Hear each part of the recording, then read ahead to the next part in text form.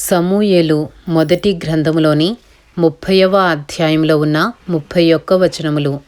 దావీదును అతని జనులను 3వ దినమందు సిక్లగునకు వచ్చిరి. అంతలో అమాలేకీయులు దండెత్తి దక్షిణ దేశము మీదను సిక్లగు మీదను పడి కొట్టి దానిని తగులబెట్టి ఘనులనేమి అల్పులనేమి అందులోనున్న ఆడువారందరినీ చెరపట్టుకుని చంపక వారిని తీసుకుని వెళ్ళిపోయి ఉండిరి.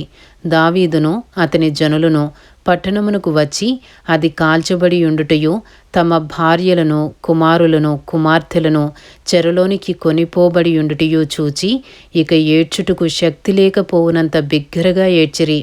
యెజ్రెయేలీయురాలైన అహీనోయము, కర్మేలీయుడైన నాబాలు భార్య అయిన అబీగయీలు అను దావీదు ఇద్దరు భార్యలను చెరలోనికి కొనిపోబడగా చూచి దావీదు మిక్కిలి దుఃఖపడెను. మరియు తమ తమ కుమారులను బట్టియు కుమార్తెలను బట్టియు జనులకందరికీ ప్రాణము విసికినందున రాళ్ళు రువ్వి దావీదును చంపుదము రండని వారు చెప్పుకొనగా దావీదు తన దేవుడైన యెహోవాను బట్టి ధైర్యము తెచ్చుకొనెను. పిమ్మట దావీదు ఏఫోదు తెమ్మని యాజకుడగు అహీమెలెకు కుమారుడైన అబ్యాతారుతో చెప్పగా అబ్యాతారు ఏఫోదును దావీదునొద్దకు తీసుకుని వచ్చెను. నేను ఈ దండును తరిమిన ఎడల దాని కలుసుకొందునా అని యెహోవా యొద్ద దావీదు విచారణ చేయగా యెహోవా తరుము, నిశ్చయముగా నీవు వారిని కలుసుకుని తప్పక నీ వారినందరినీ దక్కించుకొందువని సెలవిచ్చెను. కాబట్టి దావీదు అతని యొద్దనున్న 600 మందియును బయలుదేరి బెసేరు వాగు గట్టుకు రాగా వారిలో 200 మంది వెనుక దిగవిడువబడిరి. దావీదును 400 మందియును ఇంకా తరుముచూ పోయిరి గాని ఆ 200 మంది అలసట పడి బెసేరు వాగు దాటలేక ఆగిరి. ఆ 400 మంది పోవుచుండగా పొలములో ఒక ఐగుప్తీయుడు కనబడెను.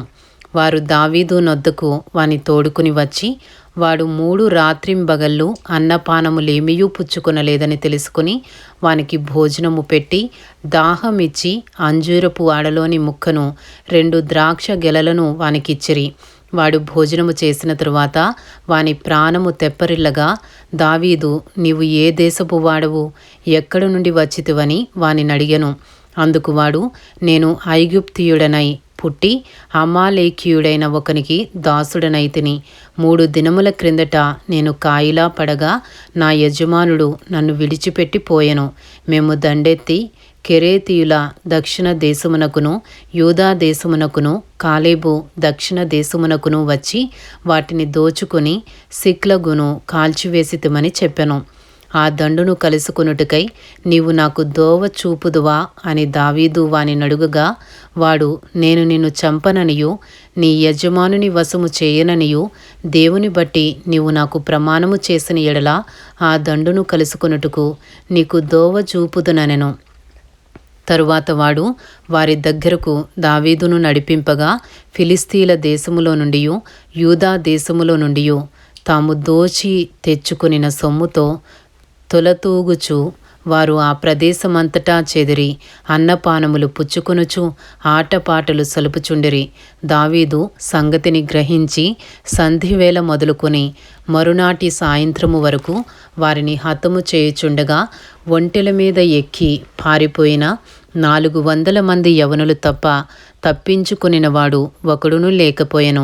ఈలాగున దావీదు అమాలేకీయులు దోచుకుని పోయిన దానినంతటినీ తిరిగి తెచ్చుకొనెను. మరియు అతడు తన 2 భార్యలను రక్షించెను. కుమారులేమి కుమార్తెలేమి దోపుడు సొమ్మేమి వారు ఎత్తుకొని పోయిన దానంతటిలో కొద్దిదేమి గొప్పదేమి ఏదియూ తక్కువ కాకుండా దావీదు సమస్తమును రక్షించెను. మరియు దావీదు అమాలేకీయుల గొర్రెలనన్నిటినీ గొడ్లన్నిటినీ పట్టుకొనెను. ఇవి దావీదునకు దోపుడు సొమ్మని జనులు మిగిలిన తమ స్వంత పశువులకు ముందుగా వీటిని తోలిరి. అలసట చేత దావీదును వెంబడించలేక బెసేరు వాగు దగ్గర నిలిచిన ఆ 200 మంది యొద్దకు దావీదు పోగా వారు దావీదును అతని యొద్దనున్న జనులను ఎదుర్కొనుటకై బయలుదేరి వచ్చిరి. దావీదు ఈ జనుల యొద్దకు వచ్చి వారి యోగక్షేమమడుగగా దావీదుతో కూడా వెళ్ళిన వారిలో దుర్మార్గులను పనికిమాలిన వారునైన కొందరు వీరు మనతో కూడా రాక నిలిచిరి గనుక తమ భార్యలను పిల్లలను తప్ప మనకు మరలా వచ్చిన దోపుడు సొమ్ములో మనమేమియూ వారికియ్యము, తమ భార్య పిల్లలను వారు తీసుకుని పోవచ్చుననిరి. అందుకు దావీదు వారితో ఇట్లనెను, నా సహోదరులారా, యెహోవా మనలను కాపాడి మన మీదికి వచ్చిన ఈ దండును మనకప్పగించి మనకు దయచేసిన దాని విషయంలో మీరు ఈలాగున చేయకూడదు. మీరు చెప్పినది ఎవరు ఒప్పుకుందురు? యుద్ధమునకు పోయిన వాని భాగమెంతో సామానునొద్ద నిలిచిన వాని భాగము అంతే అని వాడుక మాట. అందరూ సమముగానే పాలు పంచుకొందురు కదా. కావున నాటి నుండి నేటి వరకు దావీదు ఇశ్రాయేలీలలో అట్టి పంపకము కట్టడగాను న్యాయ విధిగాను ఏర్పరిచి నియమించెను. దావీదు సిక్లగునకు వచ్చినప్పుడు దోపుడు సొమ్ములో కొంత తన స్నేహితులైన యూదా పెద్దలకు ఏర్పరిచి, యెహోవా శత్రువుల యొద్ద నేను దోచుకునిన సొమ్ములో కొంత ఆశీర్వాద సూచనగా మీకు ఇచ్చుచున్నానని చెప్పి వారికి పంపించెను.